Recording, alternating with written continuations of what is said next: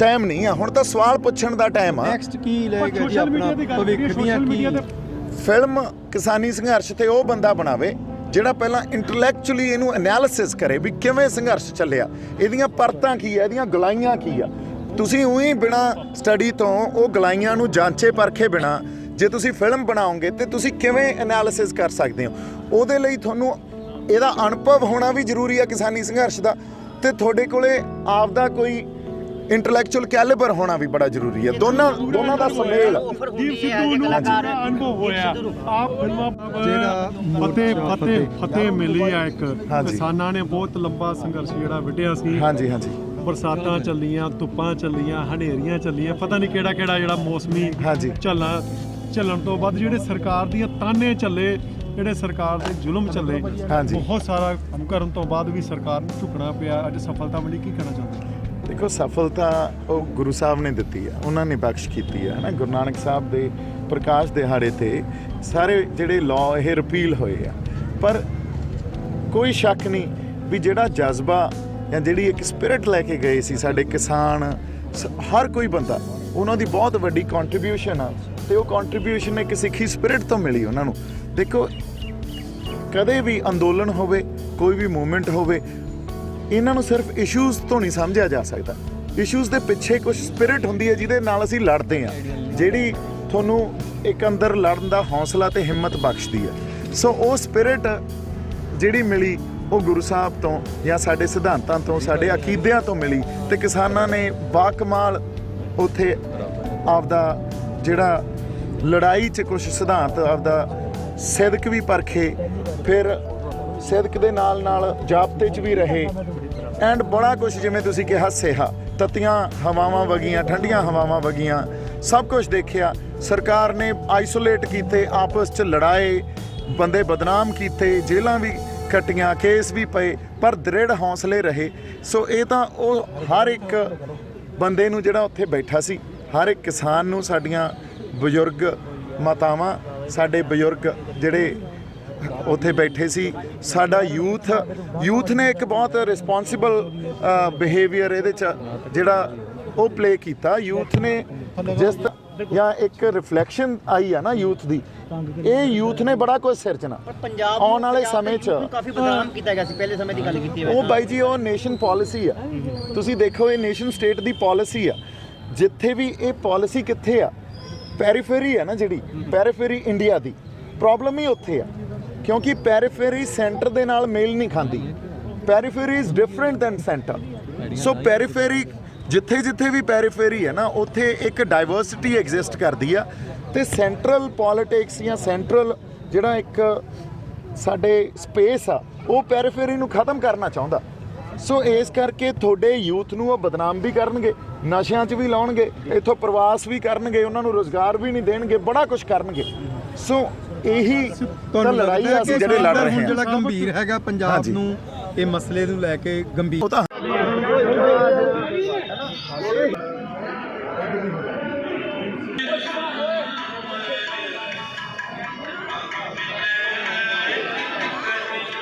ਭਾਜੀ ਅਜੀਤ ਬਾ ਵੇਲਾ ਫਿਰ ਰਾਤ ਵਾਲਾ ਕੰਮ।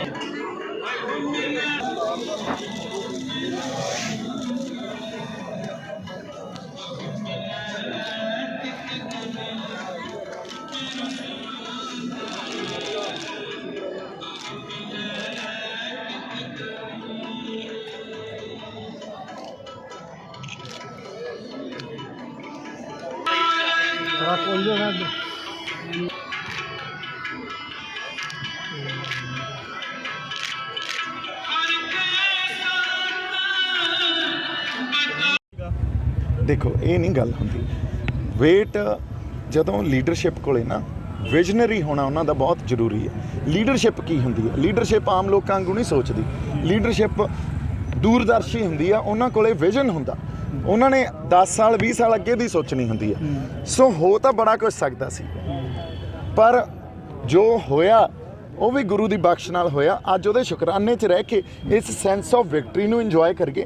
ਪਰ ਆਉਣ ਵਾਲੇ ਸਮੇਂ 'ਚ ਅਸੀਂ ਕੀ ਸਿਰਜ ਸਕਦੇ ਹਾਂ, ਇਹਦੇ ਲਈ ਸਾਨੂੰ ਇਕੱਠੇ ਹੋ ਕੇ ਤੇ ਬੜੀ ਸੁਹਿਰਦਤਾ ਨਾਲ ਚੱਲਣਾ ਪਊਗਾ। ਸਾਡੇ ਇੰਟੈਲੈਕਚੁਅਲ ਕੈਲੀਬਰ ਨੂੰ ਵੀ ਚੱਕਣਾ ਪਊਗਾ ਤੇ ਸਾਨੂੰ ਵਿਜ਼ਨਰੀ ਅਪਰੋਚ ਵੀ ਰੱਖਣੀ ਪਊਗੀ। ਸਾਡੇ ਸਪੇਸ ਆ ਉਹ ਪੈਰੀਫੇਰੀ ਨੂੰ ਖਤਮ ਕਰਨਾ ਚਾਹੁੰਦਾ। ਸੋ ਇਸ ਕਰਕੇ ਤੁਹਾਡੇ ਯੂਥ ਨੂੰ ਉਹ ਬਦਨਾਮ ਵੀ ਕਰਨਗੇ, ਨਸ਼ਿਆਂ 'ਚ ਵੀ ਲਾਉਣਗੇ, ਇੱਥੋਂ ਪ੍ਰਵਾਸ ਵੀ ਕਰਨਗੇ, ਉਹਨਾਂ ਨੂੰ ਰੁਜ਼ਗਾਰ ਵੀ ਨਹੀਂ ਦੇਣਗੇ, ਬੜਾ ਕੁਝ ਕਰਨਗੇ। ਸੋ ਇਹੀ ਤਾਂ ਲੜਾਈ ਆ ਅਸੀਂ ਜਿਹੜੇ ਲੜ ਰਹੇ ਹਾਂ। ਜਿਹੜਾ ਗੰਭੀਰ ਹੈਗਾ ਪੰਜਾਬ ਨੂੰ ਇਹ ਮਸਲੇ ਨੂੰ ਲੈ ਕੇ ਗੰਭੀਰ, ਉਹ ਤਾਂ ਹਮੇਸ਼ਾ ਹੀ ਇਸ ਗੱਲ ਨੂੰ ਤੁਸੀਂ ਪੂਰਨ ਤੌਰ ਤੇ ਸਾਨੂੰ ਸਮਝਣੀ ਚਾਹੀਦੀ ਹੈ ਇਹ ਗੱਲ ਵੀ ਸੈਂਟਰ ਤੁਹਾਨੂੰ ਫॉर ਟਾਈਮ ਬੀਇੰਗ ਅਕੋਮੋਡੇਟ ਕਰ ਰਹੀ ਹੈ। ਅੱਜ ਉਹਦੇ ਜੀਓਪੋਲਿਟੀਕਲ ਰੀਜ਼ਨਸ ਵੀ ਆ। ਔਰ ਇਹ ਜਿਹੜਾ ਤੁਸੀਂ ਇੱਕ ਪ੍ਰਿੰਟ 'ਚ ਆਰਟੀਕਲ ਸੀ ਨੈਸ਼ਨਲ ਕਿਸੇ ਜਿਹੜੇ ਕੋਲੇ ਇੰਟੈਲੈਕਟ ਆ ਨਾ, ਪੋਲੀਟੀਕਲ IQ ਆ, ਉਸ ਬੰਦੇ ਨੇ ਲਿਖਿਆ, ਉਹ ਕਹਿੰਦਾ ਵੀ ਇਹ ਕੋਈ ਮੋਦੀ ਨੇ ਆਪਦੀ ਲੌਬੀ ਤੋੜੀ ਆ। ਇਹ ਡਿਸੀਜਨ ਜਿਹੜੀ ਇੱਕ ਆਪਦੀ ਫਾਸਿਸਟ ਉਹਨਾਂ ਨੇ ਕਨਸਟੀਟੂਐਂਸੀ ਤਿਆਰ ਕਰ ਲਈ ਸੀ ਨਾ, ਉਹ ਤੋੜੀ ਆ ਇਹ ਡਿਸੀਜਨ। ਇਹ ਕਲਚਰਲ ਤੇ ਸੋਸ਼ਲ ਡਿਸੀਜਨ ਆ ਉਹਦਾ। ਅੱਜ ਸਿੱਖਾਂ ਨੂੰ ਅਪੀਜ਼ ਕੀਤਾ ਜਾ ਰਿਹਾ ਬਹੁਤ ਵੱਡੇ ਲੈਵਲ ਤੇ। ਆਉਣ ਵਾਲੇ ਸਮੇਂ ਤੇ ਉਹ ਵੱਡੇ ਵੱਡੇ ਪੈਕੇजेस ਦੇਣਗੇ ਸਿੱਖਾਂ ਨੂੰ, ਪੰਜਾਬ ਨੂੰ ਅਪੀਜ਼ ਕਰ ਰਹੇ ਆ। ਪਰ ਉਹਦੇ ਨਾਲ ਇਹਨਾਂ ਦੀ ਪਾਲਿਸੀ ਕੀ ਆ? ਇਹਨਾਂ ਦੀ ਪਾਲਿਸੀ ਇਹ ਆ ਵੀ ਇਹਨਾਂ ਦੀ ਪੰਥਕ ਸਪੇਸ, ਇੱਕ ਗੱਲ ਉਹ ਇਹ ਸਮਝਦੇ ਆ ਵੀ ਇੱਥੇ ਸਿੱਖ ਲੀਡਰਸ਼ਿਪ 'ਚ ਖਲਾ, ਸਿੱਖ ਲੀਡਰਸ਼ਿਪ ਹੈ ਨਹੀਂ। ਉਹਨਾਂ ਨੂੰ ਇਹ ਲੱਗਦਾ ਵੀ ਸਾਰੇ ਜਿਹੜੀ ਸਿੱਖ ਲੀਡਰਸ਼ਿਪ ਆ ਨਾ ਉਹ ਡਿਸਕ੍ਰੈਡਿਟ ਹੋ ਗਏ। ਸੋ ਅਸੀਂ ਉਹ ਸਪੇਸ ਫਿਲ ਕਰੀਏ, ਸੈਂਟਰ ਸਪੇਸ ਉਸ ਨੂੰ ਫਿਲ ਕਰੇ। ਪਹਿਲਾਂ ਤਾਂ ਇਹ ਕਰ ਰਹੇ ਆ, ਫਿਰ ਪੋਲੀਟੀਕਲ ਸਪੇਸ ਵੀ ਫਿਲ ਕਰੇ। ਸੋ ਦੋਨੇ ਪਾਸੇ ਮਾਰਨਗੇ ਸਾਨੂੰ। ਹੁਣ ਸਾਡੀ ਜਿਹੜੀ ਪੰਥਕ ਲੀਡਰਸ਼ਿਪ ਆ, ਸਾਡੇ ਬੜੇ ਸਤਿਕਾਰਯੋਗ ਉਦੂਕੇ ਸਾਹਿਬ ਵੀ ਜਿਹੜੇ ਇੱਥੇ ਹਨ ਸਾਡੇ 'ਚ ਮੌਜੂਦ ਆ। ਪਹਿਲੇ ਦਿਨ ਜਿੱਦਾਂ ਮੋਰਚਾ ਲੱਗਿਆ 26 ਨਵੰਬਰ ਨੂੰ, ਤਾਂ ਇਹਨਾਂ ਨੇ ਸਭ ਤੋਂ ਅੱਗੇ ਜਾ ਕੇ ਉਦੂਕੇ ਸਾਹਿਬ ਹੋ ਗਏ, ਹੋਰ ਸਾਡੇ ਜਿਹੜੇ ਬੰਦੇ ਲੱਖਾ ਹੋ ਗਿਆ ਉਸ ਵੇਲੇ, ਹੈ ਨਾ, ਹੋਰ ਜਿਹੜੇ ਬੰਦੇ ਸਾਡੇ, ਅਸੀਂ ਦਿੱਲੀ ਬੰਗਲਾ ਸਾਹਿਬ ਅਰਦਾਸ ਕਰਕੇ ਉੱਥੇ ਪਹੁੰਚੇ, ਇਹ ਇੱਥੋਂ ਪਹੁੰਚੇ। ਇਹਨਾਂ ਨੇ ਮੋਰਚਾ ਉੱਥੇ ਗੱਡਿਆ। ਜਦੋਂ ਇਹ ਗੱਲ ਇਹ ਕਹਿ ਰਹੇ ਸੀ ਵੀ ਬਰਾਰੀ ਗਰਾਊਂਡ ਚੱਲੋ, ਉੱਥੇ ਬੈਠੋ ਜਾ ਕੇ। ਈਵਨ ਸਾਡੇ ਕਿਸਾਨ ਜਥੇਬੰਦੀਆਂ ਦੇ ਆਗੂਆਂ ਨੇ ਵੀ ਇਹ ਗੱਲ ਕਹੀ। ਜਿਹੜਾ ਆਪਣਾ ਯੋਗੇਂਦਰ ਯਾਦਵ, ਉਹ ਸਰਕਾਰ ਦੀ ਗੱਡੀ 'ਚ ਬੈਠ ਕੇ ਉੱਥੇ ਅਨਾਉਂਸ ਕਰਦਾ ਫਿਰੇ ਵੀ ਬਰਾੜੀ ਚੱਲੋ। ਅਸੀਂ ਕਿਹਾ ਬਰਾੜੀ ਨਹੀਂ ਜਾਣਾ, ਇੱਥੇ ਹੀ ਬੈਠਾਂਗੇ। ਤੇ ਅਮਿਤ ਸ਼ਾਹ ਦੇ ਟਵੀਟ 'ਚ ਵੀ ਇਹ ਗੱਲ ਕਹਿ ਰਿਹਾ ਵੀ ਬਰਾੜੀ ਆ ਜਾਓ। ਅੱਛਾ, ਫਿਰ ਪਹਿਲਾਂ ਤਾਂ ਇੱਕ ਉਹਨਾਂ ਨੇ ਪ੍ਰੈਸ਼ਰ ਗਰੁੱਪ ਬਣਾਇਆ, ਹੈ ਨਾ। ਪਹਿਲਾਂ ਤਾਂ ਆਪਾਂ ਇਹ ਡਿਸਾਈਡ ਕਰੀਏ ਵੀ ਅਸੀਂ ਪੰਜਾਬ ਦੇ ਲਈ ਕਹਿ ਰਹੇ ਹਾਂ, ਪੰਜਾਬ ਦੇ ਦਰਦੀ ਹਾਂ। ਹਰ ਬੰਦਾ ਪੰਜਾਬ ਦਾ ਦਰਦ ਰੱਖਦਾ। ਸੋ ਪੰਜਾਬ ਦਾ ਜੇ ਦਰਦ ਰੱਖਦੇ ਹੋ ਤਾਂ ਉਹ ਇਹ ਵੀ ਕਲੇਮ ਕਰਦੇ ਆ, ਹਰ ਬੰਦਾ ਇਨਕਲੂਡਿੰਗ ਮੀ, ਵੀ ਅਸੀਂ ਪੰਜਾਬ ਦੀ ਲੜਾਈ ਲੜੀ ਜਾਂਦੇ ਹਾਂ। ਪੰਜਾਬ ਦੀ ਲੜਾਈ ਹੈ ਕੀ? ਪੰਜਾਬ ਦੀ ਲੜਾਈ ਪੋਲੀਟੀਕਲ ਪਾਰਟੀਆਂ ਵੀ ਲੜੀ ਜਾਂਦੀਆਂ, ਸਾਰੇ ਸਮਾਜ ਸੇਵੀ ਵੀ ਲੜੀ ਜਾਂਦੇ ਆ। ਹੁਣ ਕਲਾਕਾਰ ਵੀ ਕਹਿ ਰਹੇ ਆ ਅਸੀਂ ਪੰਜਾਬ ਦੀ ਲੜਾਈ ਲੜੀ ਜਾਂਦੇ ਆ। ਪੰਜਾਬ ਫੇਰ ਨਿੱਘਰਦਾ ਜਾ ਰਿਹਾ। ਕੁਛ ਤੁਸੀਂ ਵੇਖੋ, ਕੱਲ ਹੀ ਇੱਕ ਨੌਜਵਾਨ ਮੁੰਡੇ ਨੇ ਖੁਦਕੁਸ਼ੀ ਕੀਤੀ ਆ। ਕਿਸਾਨੀ ਸੰਘਰਸ਼ ਅਸੀਂ ਜਿੱਤ ਕੇ ਆ ਗਏ ਆ, ਪਰ ਪਹਿਲਾ ਤੋਹਫਾ ਸਾਨੂੰ ਮਿਲ ਗਿਆ। ਇਹਦਾ ਮਤਲਬ ਕਿ ਅਸੀਂ ਸਟਰਕਚਰਲ ਚੇਂਜ ਨਹੀਂ ਲੈ ਕੇ ਆ ਸਕੇ। ਸਟਰਕਚਰਲ ਚੇਂਜ ਸਾਨੂੰ ਹਜੇ ਵੀ ਨਹੀਂ ਮਿਲੀ ਜਿੱਤ ਤੋਂ ਬਾਅਦ। ਹੁਣ ਸਟਰਕਚਰਲ ਚੇਂਜ ਕੀ ਆ, ਇਹ ਗੱਲ ਨੂੰ ਸਮਝਣਾ ਵੀ ਜ਼ਰੂਰੀ ਆ, ਕਿਉਂਕਿ ਕਈ ਵਾਰੀ ਇਹ ਲਫ਼ਜ਼ ਵਰਤੇ ਜਾ ਸਕਦੇ ਆ। ਕਿਸਾਨ ਅੱਜ ਵੀ ਕਰਜ਼ੇ ਤੇ ਖੁਦਕੁਸ਼ੀਆਂ 'ਚ, ਉਹ ਸਟਰਕਚਰ ਨੂੰ ਕਿਸੇ ਨੇ ਐਡਰੈਸ ਕੀਤਾ? ਉਹ ਤਾਂ ਐਜ਼ ਇਟ ਇਜ਼ ਹੀ ਪਿਆ ਨਾ। ਦੂਜਾ ਸਟਰਕਚਰ ਇਹ ਆ ਵੀ ਸਾਡਾ ਫਸਲੀ ਚੱਕਰ ਆ ਜਿਹੜਾ, ਜਾਂ ਡਾਇਵਰਸੀਫਿਕੇਸ਼ਨ ਆਫ ਕ੍ਰੌਪਸ ਆ, ਉਹ ਵੀ ਐਜ਼ ਇਟ ਇਜ਼ ਹੀ ਪਿਆ। ਅਸੀਂ ਉਹਨਾਂ ਜਿਹੜੀਆਂ ਝੋਨਾ ਤੇ ਕਣਕ 'ਚ ਹੀ ਫਸੇ ਆ। ਕਾਟਨ ਬੈਲਟ ਸਾਡੀ ਸਾਰੀ ਡਿਸਟਰੋਏ ਹੋ ਗਈ। ਫਿਰ ਅਗਲਾ ਸਟਰਕਚਰ ਜਿਹੜਾ ਮੋਸਟ ਇੰਪੋਰਟੈਂਟ ਆ, ਅਸੀਂ MSP ਦੀ ਗੱਲ ਕਰ ਰਹੇ ਹਾਂ। MSP ਹੈ ਜਿਹੜੀ, ਉਹ ਹਰ ਸਾਲ 5% ਵੱਧਦੀ ਆ। ਤੇ ਜਿਹੜੀ ਤੁਹਾਡੀ ਲਾਗਤ ਆ, ਜਿਹਨੂੰ ਆਪਾਂ ਇਨਪੁਟ ਕਾਸਟ ਕਹਿੰਦੇ ਆ, ਜਿਹਨੂੰ ਲਾ ਕੇ ਅਸੀਂ ਫਸਲਾਂ ਪੈਦਾ ਕਰਦੇ ਆ, ਉਹ 15 ਤੋਂ 20% ਵੱਧ ਜਾਂਦੀ ਆ। ਤੇ ਜਦੋਂ ਤੱਕ ਤੁਹਾਡੀ ਇਨਪੁਟ ਕਾਸਟ ਆਪਟੀਮਾਈਜ਼ ਨਹੀਂ ਹੋਊਗੀ, ਉਦੋਂ ਤੱਕ MSP ਦਾ ਕਨਸੈਪਟ ਸੈਂਸ ਹੀ ਨਹੀਂ ਬਣੂਗਾ ਕਿਸਾਨਾਂ ਲਈ। ਸੋ ਇਸ ਗੱਲ ਤੇ ਕਿਸੇ ਨੇ ਚਰਚਾ ਨਹੀਂ ਕੀਤੀ ਵੀ ਸਾਡੀ ਇਨਪੁਟ ਕਾਸਟ ਦੀ ਪ੍ਰੋਬਲਮ ਆ। ਇੱਥੇ MSP ਦੀ ਪ੍ਰੋਬਲਮ ਨਹੀਂ ਆ। ਸੋ ਜੇ ਤੁਸੀਂ ਆਪਦੀ ਇਨਪੁਟ ਕਾਸਟ ਨੂੰ ਕੰਟਰੋਲ ਕਰੋਗੇ, ਉਹ ਕਿਵੇਂ ਕਰੋਗੇ? ਹੁਣ ਉਹਦੇ ਲਈ ਵੀ ਸਾਡੇ ਕੋਲੇ ਹੱਲ ਹੈਗੇ ਆ, ਪਰ ਸਾਰਾ ਕੁਝ ਆਪਾਂ ਇੱਕ ਇੰਟਰਵਿਊ 'ਚ ਨਹੀਂ ਦੱਸ ਸਕਦੇ। ਇਹ ਤਾਂ ਇੱਕ ਲੰਬੀ ਡਿਸਕਸ਼ਨ ਦੀ ਜ਼ਰੂਰਤ ਹੈ। ਜੋਤ ਸਿੰਘ ਸਿੱਧੂ ਕਹਿੰਦੇ ਕਿ 34 ਬਾਰਡਰਸ ਜਿਹੜੇ ਨੇ ਉਹ ਖੋਲ ਦਿੱਤੇ ਜਾਣੇ ਚਾਹੀਦੇ ਆ, ਤਾਂ ਜੋ ਕਿ ਪੰਜਾਬ ਜਿਹੜਾ ਆ ਉਹ ਖੁਸ਼ਹਾਲ ਹੋ ਸਕੇ। ਜੇਕਰ ਅਟਾਰੀ ਬਾਰਡਰ ਹੀ ਖੋਲ ਦਿੱਤਾ ਜਾਵੇ ਤੇ ਬਹੁਤ ਸਾਰੇ ਕਿਸਾਨ ਜਿਹੜੇ ਨੇ ਉਹ ਖੁਸ਼ਹਾਲ ਹੋ ਸਕਦੇ। ਦੇਖੋ, ਇੱਕ ਗੱਲ ਨੂੰ ਤੁਸੀਂ ਸਮਝੋ, ਜਿਹੜੀਆਂ ਕਾਰਪੋਰੇਟ ਕੰਪਨੀਆਂ ਆ ਨਾ, ਅੱਜ ਕੱਲ੍ਹ ਮੁਲਕ ਚੱਲਦੇ ਆ ਕਾਰਪੋਰੇਟ ਕੰਪਨੀਆਂ ਤੇ। है ना। every policy is made for corporate objective. now if policies are made for corporate objective ਤਾਂ corporate companies ਕੀ ਚਾਹੁੰਦੀਆਂ, ਉਹਨਾਂ ਨੂੰ ਹੱਦਾਂ ਨਹੀਂ ਚਾਹੀਦੀਆਂ, ਸਰਹੱਦਾਂ ਨਹੀਂ ਚਾਹੀਦੀਆਂ। ਹੌਲੀ ਹੌਲੀ ਤੁਸੀਂ ਦੇਖੋਗੇ ਇਹ ਹੱਦਾਂ ਸਰਹੱਦਾਂ ਮਿਟ ਜਾਣਗੀਆਂ, ਕਿਉਂਕਿ ਉਹ ਇਹ ਚਾਹੁੰਦੇ ਆ ਵੀ ਸਾਡਾ ਜਿਹੜਾ ਪ੍ਰੋਡਕਟ ਆ ਉਹ ਇਕੱਲੇ ਇੰਡੀਆ 'ਚ ਕਿਉਂ ਵਿਕੇ, ਉਹ ਤਾਂ ਆਸੇ-ਪਾਸੇ ਜਾਂ ਹੋਰ ਵੀ ਪਾਸੇ ਵਿਕੇ, ਕਸਟਮ ਡਿਊਟੀ ਉਹਦੇ ਤੇ 0% ਲੱਗੇ, ਤੇ ਉਹ ਫੰਡ ਕਰਦੀਆਂ ਸਰਕਾਰਾਂ ਨੂੰ। ਜਿਹੜੀਆਂ ਸ਼ਖਸੀਅਤਾਂ ਜਾਂ ਲੀਡਰਸ਼ਿਪਾਂ ਉਹਨੂੰ ਅਸੀਂ ਇੱਕ ਅਪੀਲ ਕਰਦੇ ਹਾਂ ਤੇ ਉਹਨਾਂ ਨੂੰ ਬੇਨਤੀ ਵੀ ਕਰਦੇ ਹਾਂ, ਦੇਖੋ ਸਾਡੀ ਤਾਂ ਕੋਈ ਪੰਥਕ ਕੋਈ ਕਲੇਮ ਨਹੀਂ ਆ ਵੀ ਅਸੀਂ ਪੰਥਕ ਲੀਡਰਸ਼ਿਪ ਕਲੇਮ ਕਰਦੇ ਹਾਂ, ਅਸੀਂ ਤਾਂ ਪੰਥਕ ਸਪੇਸ 'ਚ ਇੱਕ ਛੋਟਾ ਜਿਹਾ ਆਪਦਾ ਗਰੁੱਪ ਬਣਾ ਕੇ ਆਪਰੇਟ ਕਰ ਸਕਦੇ ਹਾਂ। ਪੰਥਕ ਜਿਹੜਾ ਸਾਡਾ ਲੀਡਰ ਆ ਜਾਂ ਸਿੱਖਾਂ ਦਾ ਲੀਡਰ ਆ ਉਹ ਤਾਂ ਸਾਬਤ ਸੂਰਤ ਉਹ ਸਿਧਾਂਤਾਂ ਤੇ ਖੜਾ ਹੋਵੇ ਜਿਹੜੇ ਗੁਰੂ ਸਾਹਿਬ ਸਾਨੂੰ ਸਿਧਾਂਤ ਦੇ ਕੇ ਗਏ ਹੈ ਨਾ। ਇੱਕ ਮਿੰਟ ਬਾਈ ਜੀ, ਸੋ ਇਸ ਕਰਕੇ ਪੰਥਕ ਸ਼ਖਸੀਅਤਾਂ ਨੂੰ ਅਪੀਲ ਕਰਦੇ ਆ ਵੀ ਇਹ ਸੈਂਟਰ ਦੀ ਜਿਹੜੀ ਇਸ ਟਾਈਮ ਪਾਲਿਸੀ ਆ ਪੰਥਕ ਸਪੇਸ ਵੀ ਫਿਲ ਕਰਨ ਦੀ ਤੇ ਪੋਲੀਟੀਕਲ ਸਪੇਸ ਵੀ ਫਿਲ ਕਰਨ ਦੀ, ਸਾਡੀ ਕੋਈ ਵੀ ਜਥੇਬੰਦੀ ਆ ਉਹਦੇ ਤੇ ਵੀ ਕਬਜ਼ਾ ਕਰੋ ਜਾਂ ਉਹਨੂੰ ਡਾਇਲੂਟ ਕਰੋ। ਹਾਂਜੀ ਹੁੰਦੇ ਨੇ ਆਪਣੇ ਆਪ ਨੂੰ, ਉਹ ਇਹਦੇ ਵਿੱਚੋਂ ਪੋਲੀਟੀਕਲ ਰੋਟੀਆਂ ਸੇਕਣਾ ਚਾਹੁੰਦੇ ਨੇ, ਨਵੇਂ ਜਥੇਬੰਦੀਆਂ ਦਾ ਗਠਨ ਕੀਤਾ ਜਾ ਰਿਹਾ ਹੈ। ਦੇਖੋ ਸਿਆਸਤ ਦਾ ਇੱਕ ਤੁਸੀਂ ਸਟੇਜਾਂ ਤੋਂ ਇਹ ਕਹਿ ਰਹੇ ਹੋ ਵੀ ਗੁਰੂ ਸਾਹਿਬ ਨੇ ਜਿੱਤ ਬਖਸ਼ੀ ਆ, ਹੈ ਨਾ, ਇਹ ਅਕਾਲ ਪੁਰਖ ਵਾਹਿਗੁਰੂ ਦੀ ਕਲਾ ਵਾਪਰੀ ਆ, ਇਹ ਗੱਲ ਤੁਹਾਡੇ ਅੱਜ ਤਾਂ ਯਾਦ ਆ ਗਈ, ਪਰ ਜਦੋਂ ਅਸੀਂ ਇਹ ਗੱਲ ਕਰਦੇ ਹੁੰਦੇ ਸੀ ਸਾਨੂੰ ਤੁਸੀਂ ਰਿਡਿਕਿਊਲ ਕਰਦੇ ਸੀ, ਪਰ ਅੱਜ ਕਿਉਂਕਿ ਸਾਰਾ ਸਿਹਰਾ ਹੀ ਪੰਥ ਨੂੰ ਗਿਆ ਜਿੱਤ ਦਾ, ਤੇ ਤੁਸੀਂ ਉਸ ਸਪੇਸ 'ਚ ਆ ਕੇ ਲੀਡਰ ਵੀ ਆਪਰੇਟ ਕਰਨਾ ਚਾਹੁੰਦੇ ਆ ਵੀ ਅਸੀਂ ਵੀ ਆਪਰੇਟ ਕਰੀਏ ਇਸ ਸਪੇਸ 'ਚ, ਹੈ ਨਾ। ਤੇ ਇਸ ਕਰਕੇ ਅਸੀਂ ਉਹ ਲੀਡਰਸ਼ਿਪ ਨੂੰ ਇੱਕ ਬੇਨਤੀ ਕਰਦੇ ਹਾਂ ਵੀ ਸ਼੍ਰੀ ਗੁਰੂ ਗ੍ਰੰਥ ਸਾਹਿਬ ਤਾਂ ਅੱਜ ਆ ਰਹੇ ਆ, ਸ਼੍ਰੀ ਗੁਰੂ ਗ੍ਰੰਥ ਸਾਹਿਬ ਦੀ ਸਵਾਰੀ ਤਾਂ ਅੱਜ ਆ ਰਹੀ ਆ, ਤੁਸੀਂ ਪਹਿਲਾਂ ਹੀ ਆ ਕੇ ਨਤਮਸਤਕ ਹੋਗੇ ਕਿਉਂ? ਤੁਸੀਂ ਇਹ ਚਾਹੁੰਦੇ ਹੋ ਵੀ ਸਾਰਾ ਕ੍ਰੈਡਿਟ ਤੁਹਾਡੇ ਵਾਲੇ ਪਾਸੇ ਨੂੰ ਜਾਵੇ, ਤੁਸੀਂ ਲੈ ਜਾਓ ਕ੍ਰੈਡਿਟ ਆਈ ਨਹੀਂ ਮਿਲਦੇ ਹੁੰਦੇ ਕਿਤੇ, ਤੇ ਉਦੋਂ ਲੋਕ ਦੇਖਦੇ ਆ ਵੀ ਕਿਹੜਾ ਨਿਤਰਿਆ ਕਿਹੜਾ ਨਹੀਂ ਨਿਤਰਿਆ। ਇਹ ਲੋਕਾਂ ਨੇ ਜਿੱਤਿਆ ਤੇ ਇਹ ਅਕਾਲ ਪੁਰਖ ਵਾਹਿਗੁਰੂ ਨੇ ਵਾਕਈ ਉਹਦੀ ਕਲਾ ਵਰਤੀ ਆ, ਉਹਨਾਂ ਨੇ ਮਿਹਰ ਕੀਤੀ ਆ, ਤੇ ਇਹਦਾ ਕ੍ਰੈਡਿਟ ਵੀ ਲੋਕਾਂ ਨੂੰ ਹੀ ਜਾਊਗਾ, ਕੋਈ ਕ੍ਰੈਡਿਟ ਨਹੀਂ ਲੈ ਸਕਦਾ। ਸੰਘਰਸ਼ ਤੋਂ ਪਹਿਲਾਂ ਦੀਪ ਸਿੱਧੂ ਦਾ ਪ੍ਰਧਾਨ ਮੰਤਰੀ ਸ੍ਰੀ ਉਹਨਾਂ ਦੇ ਨਾਲ ਮੋਢੇ ਨਾਲ ਮੋਢਾ ਜੋੜ ਕੇ ਚੱਲਦੇ ਰਹੇ ਆ, ਕਿ ਅੱਜ ਉਹ ਤੋੜ ਵਿਛੋੜਾ ਹੋ ਚੁੱਕਾ ਕਿ ਉੱਥੇ ਵੀ ਟਾਈਮ ਹੈ? ਨਹੀਂ ਜੀ, ਉਹ ਤੋੜ ਵਿਛੋੜਾ ਬਿਲਕੁਲ ਉਦੋਂ ਹੀ ਹੋ ਗਿਆ ਸੀ ਜਦੋਂ ਮੈਂ ਸਾਰੀ ਜਿਹੜੀ ਉਹਨਾਂ ਦੀ ਪੋਲਿਟਿਕਸ ਆ ਸੈਂਟਰ ਦੀ ਉਹਦੇ ਉਲਟ ਸਟੈਂਡ ਲੈ ਗਿਆ ਸੀ। ਹੁਣ ਉਹ ਤੁਸੀਂ ਬੜੇ ਕਲੋਜ਼ਲੀ ਉਦੋਂ ਮੈਨੂੰ ਵਾਚ ਵੀ ਕੀਤਾ, ਮੇਰਾ ਰਿਸ਼ਤਾ ਸਿਰਫ ਸਨੀ ਦਿਓਲ ਬਾਈ ਨਾਲ ਸੀ, ਬੀਜੇਪੀ ਨਾਲ ਮੇਰਾ ਕੋਈ ਰਿਸ਼ਤਾ ਨਹੀਂ ਸੀ। ਉਹਨਾਂ ਨੇ ਉਸ ਵੇਲੇ ਜ਼ੋਰ ਵੀ ਲਾ ਲਿਆ ਵੀ ਮੈਂ ਬੀਜੇਪੀ ਜੁਆਇਨ ਕਰਾਂ, ਮੇਰੀ ਕੋਈ ਬੀਜੇਪੀ ਦਾ ਨਾਲ ਨਾ ਐਸੋਸੀਏਸ਼ਨ ਰਹੀ ਹੈ, ਨਾ ਮੈਂ ਕਦੇ ਜੁਆਇਨ ਕੀਤੀ ਆ। ਸਨੀ ਦਿਓਲ ਨੂੰ ਮੈਂ ਆਪਦਾ ਭਰਾ ਮੰਨਦਾ ਸੀ, ਉਹ ਮੈਨੂੰ ਛੋਟਾ ਭਰਾ ਮੰਨਦਾ ਸੀ, ਤੇ ਮੈਂ ਸਨੀ ਦਿਓਲ ਬਾਈ ਲਈ ਆ ਕੇ ਚੋਣਾਂ 'ਚ ਉਹਦੇ ਲਈ ਖੜ ਗਿਆ ਸੀ, ਹੈ ਨਾ। ਪਰ ਇਹ ਗੱਲਾਂ ਤਾਂ ਬੜੇ ਸਮੇਂ ਤੋਂ ਆਪਾਂ ਸਪਸ਼ਟੀਕਰਨ ਦੇ ਲਈ ਪ੍ਰਤੱਖ ਕਰ ਲਈਆਂ, ਹੁਣ ਆਪਣਾ ਸਪਸ਼ਟੀਕਰਨ ਦੇਣ ਦਾ ਟਾਈਮ ਨਹੀਂ ਆ, ਹੁਣ ਤਾਂ ਸਵਾਲ ਪੁੱਛਣ ਦਾ ਟਾਈਮ ਆ। ਨੈਕਸਟ ਕੀ ਲਏਗਾ ਜੀ ਆਪਣਾ ਭਵਿੱਖ ਦੀਆਂ ਕੀ ਫਿਲਮ ਕਿਸਾਨੀ ਸੰਘਰਸ਼ ਤੇ ਉਹ ਬੰਦਾ ਬਣਾਵੇ ਜਿਹੜਾ ਪਹਿਲਾਂ ਇੰਟੈਲੈਕਚੁਅਲੀ ਇਹਨੂੰ ਐਨਾਲਿਸਿਸ ਕਰੇ ਵੀ ਕਿਵੇਂ ਸੰਘਰਸ਼ ਚੱਲਿਆ, ਇਹਦੀਆਂ ਪਰਤਾਂ ਕੀ ਆ, ਇਹਦੀਆਂ ਗੁਲਾਈਆਂ ਕੀ ਆ।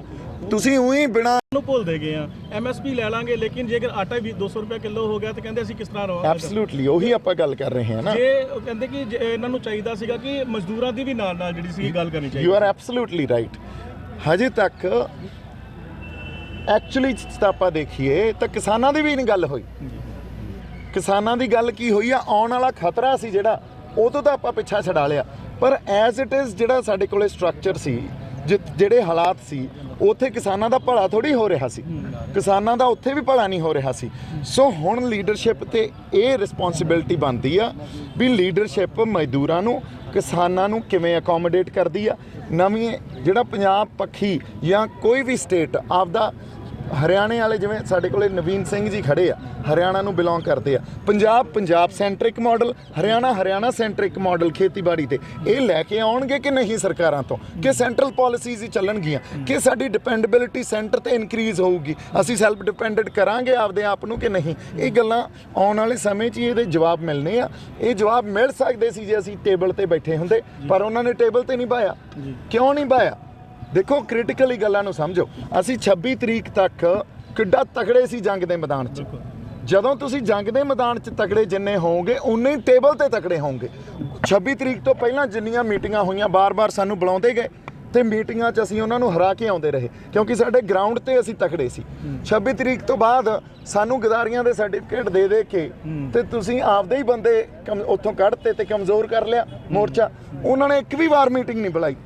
ਸੋ ਹੁੰਦਾ ਕੀ ਆ, ਇਹ ਸਰਕਾਰ ਨੇ ਸਾਡੇ ਨਾਲ ਕੀਤਾ ਕੀ ਵੀ ਪਹਿਲਾਂ ਕਾਨੂੰਨ ਬਣਾਤੇ, ਲਾਗੂ ਵੀ ਨਹੀਂ ਕੀਤੇ ਹੋਏ ਸੀ ਹਜੇ ਪੂਰੀ ਤਰ੍ਹਾਂ ਤਾਂ ਉਹਦਾ ਇਫੈਕਟ ਆਏ ਨਹੀਂ ਸੀ ਨਾ, ਤੇ ਅਸੀਂ ਉਹਦੇ ਲਈ ਸੰਘਰਸ਼ ਕੀਤਾ।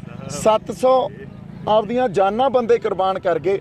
ਇਹੋ ਜਿਹੇ ਸਿੰਘ ਆ ਉੱਥੋਂ ਦੇ ਜਿਹੜੇ ਨਵੀਨ ਸਿੰਘ ਜੀ ਆ, ਆਪਣੇ ਜੱਗੀ ਬਾਬਾ ਜੀ ਆ, ਰਣਜੀਤ ਆ, ਹਨਾ, ਇਹੋ ਜਿਹੇ ਸਿੰਘ ਆ ਜਿਹੜੇ ਜਿਨ੍ਹਾਂ ਨੂੰ ਕ੍ਰੈਡਿਟ ਦੇਣਾ ਚਾਹੀਦਾ, ਜਿਨ੍ਹਾਂ ਨੇ ਸੰਘਰਸ਼ ਲੜਿਆ ਅਸਲੀ ਖੜ ਕੇ। ਸੋ ਇਹਨਾਂ ਬੰਦਿਆਂ ਨੇ ਉੱਥੇ ਕਿੱਡੀਆਂ ਕੁਰਬਾਨੀਆਂ ਕੀਤੀਆਂ।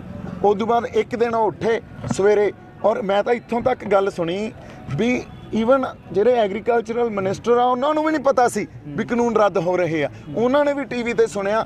ਇਹ ਹਰ ਵੇਲੇ ਦੇਖੋ, ਇਹਨਾਂ ਨੇ ਉਸ ਵੇਲੇ ਵੀ ਜਦੋਂ ਇਹਨਾਂ ਨੇ ਨੋਟਬੰਦੀ ਕੀਤੀ ਆ ਉਦੋਂ ਵੀ ਐਂ ਕੀਤਾ ਸੀ। ਉਦੋਂ ਕਹਿੰਦੇ ਵੀ ਉਸ ਵੇਲੇ ਫਾਈਨੈਂਸ ਮਿਨਿਸਟਰ ਨੂੰ ਵੀ ਨਹੀਂ ਪਤਾ ਸੀ, ਇੱਥੇ ਐਗਰੀਕਲਚਰ ਮਿਨਿਸਟਰ ਨੂੰ ਵੀ ਨਹੀਂ ਪਤਾ ਸੀ ਵੀ ਕਾਨੂੰਨ ਰੱਦ ਹੋ ਰਹੇ ਆ। ਤੇ ਉਹ ਰਾਤ ਨੂੰ ਮਤਲਬ ਅਸੀਂ ਸਵੇਰੇ ਸੁੱਤੇ ਪਏ ਆ, ਲੋਕ ਲੀਡਰ ਵੀ ਸੁੱਤੇ ਪਏ ਆ ਤੇ ਕਾਨੂੰਨ ਰੱਦ ਹੋ ਗਏ ਤੇ ਅਸੀਂ ਉਸ ਤੋਂ ਬਾਅਦ ਜਿੱਤ ਮਨਾਉਂਦੇ ਵਾਪਸ ਆ ਰਹੇ ਹਾਂ। ਚਲੋ ਸੈਂਸ ਆਫ ਫਿਲਮ, ਮੈਂ ਕੋਈ ਦਾਅਵਾ ਨਹੀਂ ਕਰ ਰਿਹਾ ਵੀ ਫਿਲਮ ਬਣਾਵਾਂਗੇ, ਪਰ ਕਿਸਾਨੀ ਸੰਘਰਸ਼ ਦਾ ਮੁੱਢ ਕਿੱਥੋਂ ਵੱਜਿਆ, ਹਨਾ, ਇੱਕ ਗੱਲ ਮੈਂ ਕਰਨੀ ਚਾਹਣਾ, ਇਹਨੂੰ ਬੜੇ ਧਿਆਨ ਨਾਲ ਆਪਾਂ ਸੁਣੀਏ। ਕਿਸਾਨੀ ਸੰਘਰਸ਼ ਇਸ ਵੱਡੇ ਲੈਵਲ ਤੇ ਜਾ ਕੇ ਲਾਮਬੰਦੀ ਕਿਉਂ ਹੋਈ ਕਿਸਾਨੀ ਸੰਘਰਸ਼ ਦੀ? ਆਓ ਜੀ, ਆਓ ਜੀ, ਆਓ ਜੀ ਬਾਬਾ ਜੀ, ਆਓ ਜੀ ਨਵੀਨ ਸਿੰਘ ਜੀ, ਪਲੀਜ਼ ਆਓ। ਤੇ ਇਹ ਤਾਂ ਹੋਈ ਕਿਉਂਕਿ ਇਹ ਪ੍ਰੋਪੇਗੈਂਡੇ ਦਾ ਸੰਘਰਸ਼ ਨਹੀਂ ਸੀ, ਇਹ ਪਰਸਪੈਕਟਿਵ ਦਾ ਸੰਘਰਸ਼ ਸੀ। ਜਿਹੜੇ ਪ੍ਰੋਪੇਗੈਂਡੇ ਦੇ ਸੰਘਰਸ਼ ਹੁੰਦੇ ਆ ਨਾ, ਉਹ ਇੰਡੀਆ ਲੰਬੇ ਨਹੀਂ ਟਿਕਦੇ ਹੁੰਦੇ।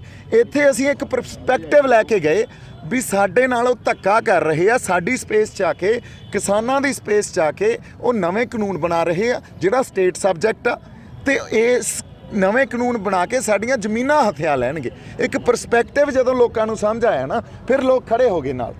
ਸੋ ਪਿੱਛੇ ਸਪਿਰਿਟ ਲੜੀ ਜਿਹੜੀ ਉਹ ਪੰਥਕ ਸਪਿਰਿਟ ਨੇ ਲੜਾਈ। ਅੱਜ ਦੇਖੋ ਟਕੈਤ ਸਾਹਿਬ ਜਾ ਕੇ ਵੀ ਇਹ ਗੱਲ ਕਰ ਰਹੇ ਆ ਵੀ ਕਿਸੇ ਵੀ, ਹਾਲਾਂਕਿ ਆਪਾਂ ਕਿਸੇ ਦੇ ਹੋਰ ਸਾਨੂੰ ਕੌਮ ਨੇ ਹੈਲਪ ਨਹੀਂ ਕੀਤੀ, ਪਰ ਜਿੰਨੇ ਲੰਗਰ ਚਲਾਏ ਸਿੱਖਾਂ ਨੇ ਚਲਾਏ, ਜਿੰਨੀ ਸੇਵਾ ਕੀਤੀ ਸਿੱਖਾਂ ਨੇ ਕੀਤੀ। ਇਹ ਉੱਥੇ ਵਾਸ਼ਿੰਗ ਮਸ਼ੀਨ ਵੀ ਰੱਖ ਕੇ ਕੱਪੜੇ ਵੀ ਧੋਂਦੇ ਰਹੇ, ਇਹ ਪਾਲਸ਼ਾਂ ਵੀ ਕਰਦੇ ਰਹੇ ਬੂਟਾਂ ਦੀਆਂ। ਇਹਨਾਂ ਨੇ ਇਹ ਨਹੀਂ ਦੇਖਿਆ ਵੀ ਕੌਣ ਆਉਂਦਾ, ਇਹਨਾਂ ਨੇ ਲੰਗਰ ਛਕਾ ਦੁੱਧ ਦੇ, ਬਦਾਮਾਂ ਦੇ, ਪਿੰਨੀਆਂ ਦੇ, ਠੀਕ ਹੈ, ਤੁਸੀਂ ਦਾਲ ਰੋਟੀ ਪਾਣੀ ਕੋਈ ਕਮੀ ਹੀ ਨਹੀਂ ਛੱਡੀ। ਸੋ ਤੁਸੀਂ ਦੇਖੋ ਕਿਹੜੀ ਸਪਿਰਿਟ ਉਹ ਸੰਘਰਸ਼ ਲੜ ਰਹੀ ਸੀ।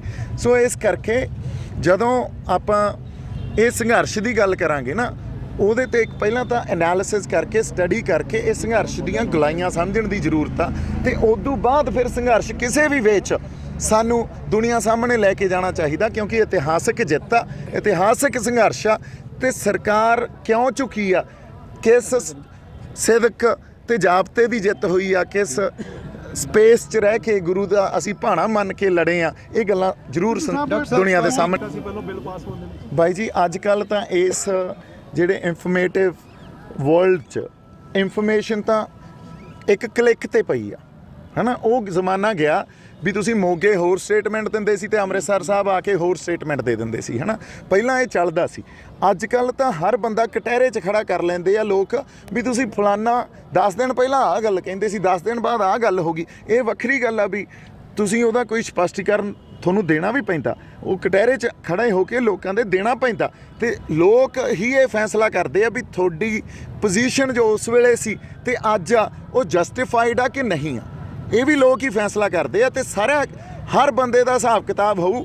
ਗੁਰੂ ਨੇ ਛਾਨਣਾ ਲਾ ਰੱਖਿਆ, ਉਹ ਛਾਨਣੇ 'ਚੋਂ ਬੜਾ ਕੁਝ ਕਿਰਨਾ। ਅੱਜ ਤੱਕ ਅਨੇਕਾਂ ਦੁਖੀ ਭੈਣ ਭਰਾਵਾਂ ਦੇ ਘਰਾਂ ਨੂੰ ਵਸਾਉਣ ਵਾਲੇ ਮਨੀਸ਼ ਆਚਾਰੀਆ। ਸੰਪਰਕ ਕਰੋ 99699 00755। ਪਤਾ ਫਗਵਾੜਾ ਪੰਜਾਬ। ਤਕਦੀਰ ਕਦੋਂ ਬਦਲੇਗੀ, ਸੱਚਾ ਪਿਆਰ ਮਿਲੇਗਾ ਜਾਂ ਨਹੀਂ, ਖੋਇਆ ਪਿਆਰ ਵਾਪਸ ਪਾਉਣਾ, ਲਵ ਮੈਰਿਜ, ਸੌਦਨ ਦੁਸ਼ਮਣ ਤੋਂ ਛੁਟਕਾਰਾ, ਜ਼ਮੀਨੀ ਝਗੜਾ, ਬਿਮਾਰੀ 'ਚ ਦਵਾ ਨਾ ਲੱਗਣਾ, ਵਿਦੇਸ਼ 'ਚ ਪੱਕਾ ਹੋਣਾ, ਕਰਜ਼ਾ ਮੁਕਤੀ ਦੇ ਵਿਸ਼ੇਸ਼ ਉਪਾਅ ਜਾਣੋ, ਗੁਪਤ ਵਸ਼ੀਕਰਨ ਕਰਾਓ, ਮਨ ਚਾਹਾ ਪਿਆਰ ਪਾਓ, ਲਾਟਰੀ ਨੰਬਰ ਪਾਓ, ਭਾਵੇਂ 649 ਹੋਵੇ ਜਾਂ ਲੁੱਟੋ ਮੈਕਸ। ਪਿਆਰ 'ਚ ਧੋਖਾ ਖਾ ਚੁੱਕੇ ਪ੍ਰੇਮੀ ਪ੍ਰੇਮਿਕਾ, ਇੱਕ ਵਾਰ ਜ਼ਰੂਰ ਸੰਪਰਕ ਕਰੋ। ਮੈਂ ਤੁਹਾਡਾ ਪਿਆਰ ਟੁੱਟਣ ਨਹੀਂ ਦੇਵਾਂਗਾ। 99699 00755।